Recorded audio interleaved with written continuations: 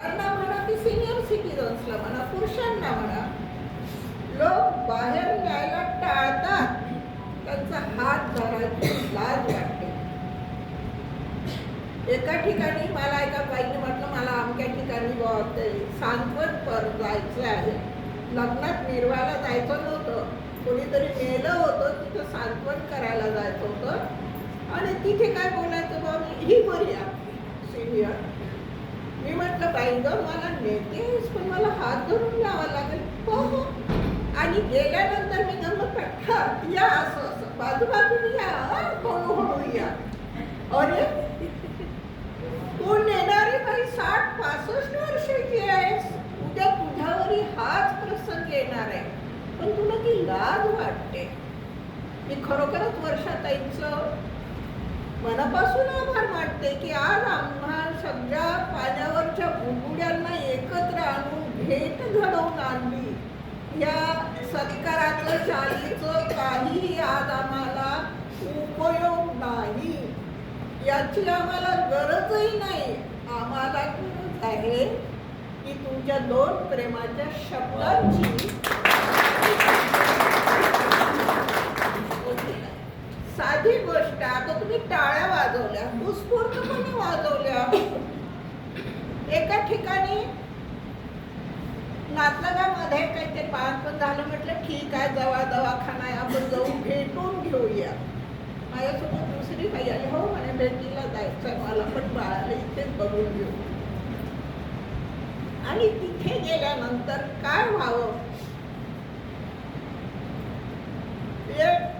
गेला तर हो हो मुलगी झाली का, वा वा छान, पहिली पेटी खणाची पेटी.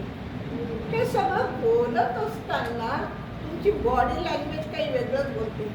पहिल्यांदाच मुलगी झाली, हो आजकाल सिझरचा जमाना, पहिला मुलगा होऊन गेला असतं तर बरं झालं असतं.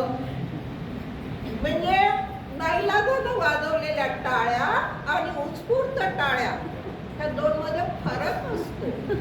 ज्या दिवशी महिलाच्या जन्माच्या आनंद अगदी मनापासून साजरा करतील,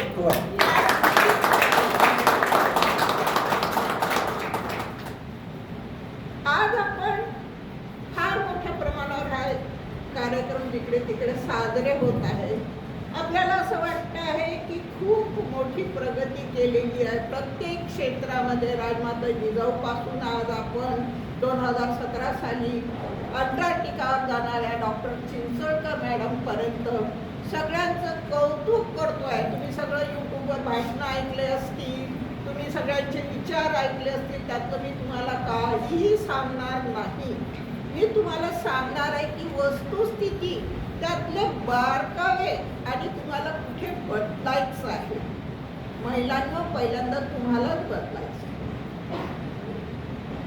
काही वर्षापूर्वी इरावती कर्वेंचा धडा वाचला होता, परिपूर्ती म्हणून.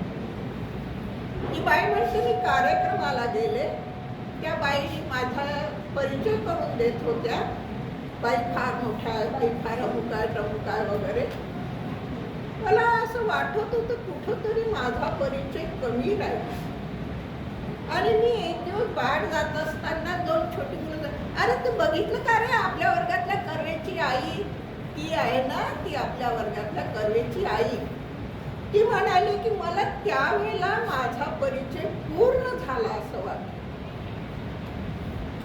तसं मी आज सांगते की आज इतके वर्ष झाले, 10 पुस्तकं मी लिहिले, एवढे बक्षिसं मी घेतले, पण माझा परिचय आजही काय होतो, सुप्रसिद्ध साहित्यिक मधुकर पेशंटच्या बदलायचं कोणाला. एवढा मोठा बायोडाटा मी लिहून आणला होता. मी म्हटलं आपलं परिचय करून देताना कोणाला काही कमी नको पडायला, पण कोणी विचारलंच नाही. खरी परिस्थिती ही आहे. आज सगळ्यांचे इथे सत्कार झाले.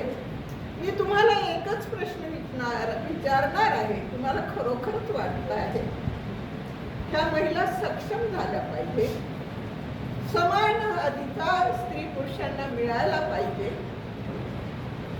असं जर वाटत असेल, तुम्ही हात वर करायची गरज नाही आहे.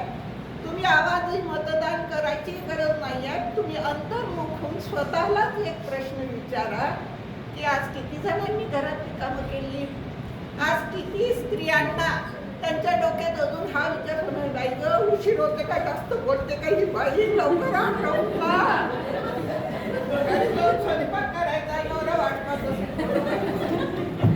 अरे हे पोळ्याच्या दिवशी त्या बैलाला सुद्धा एक दिवस पूर्ण सुट्टी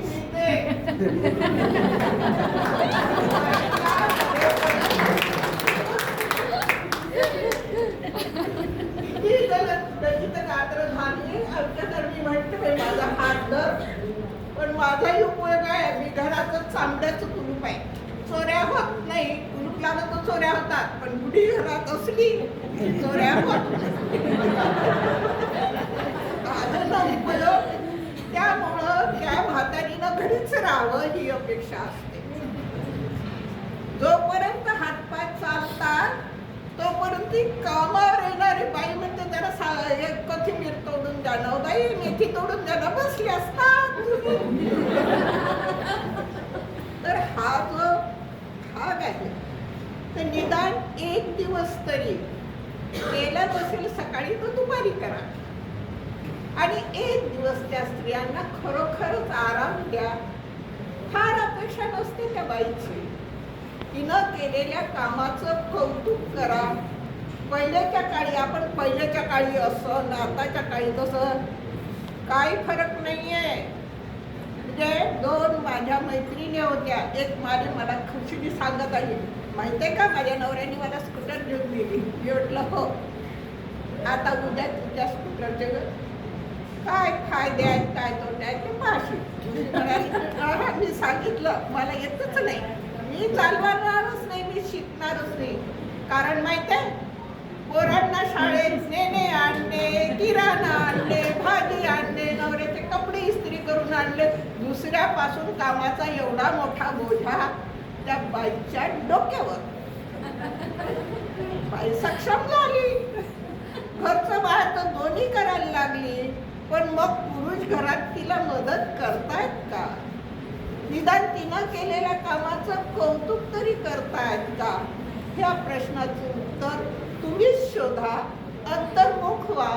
आणि माझे जे दोन शब्द आहेत, पुन्हा तुमची माफी मागते पुरुष वर्गाची, तुम्हाला जर लागलं असेल तर. कारण तुम्ही निदान आता इथे तरी दाखवून दिलं, आणि स्वतः वर्षाताईंनी दाखवून दिलं की एखाद्या मोठ्या मशिनरीमध्ये त्याचा एक स्क्रू सुद्धा महत्वाचा असतो. त्यांनी ज्या कामकरी बायांचाही इथे आज सत्कार केला, कारण तो एवढासा स्क्रू जरी घे झाला ना तरी सारं ते मशीन बिघडते. तर हे सगळं सांभाळण्यासाठी जे कौशल्य लागतं ते वर्षाताईच्या आधी आहे. वृद्धांवर ममता करण्याचं जे माणुसकी लागते, दयाद्र अंतःकरण लागतं, ते त्यांच्या जवळ आहे. मी आजच्या महिला दिना दिवशी त्यांना एवढ्या शुभेच्छा देईन आणि आशीर्वाद देईन की देव त्यांना नेहमीसाठी सुखी ठेवो.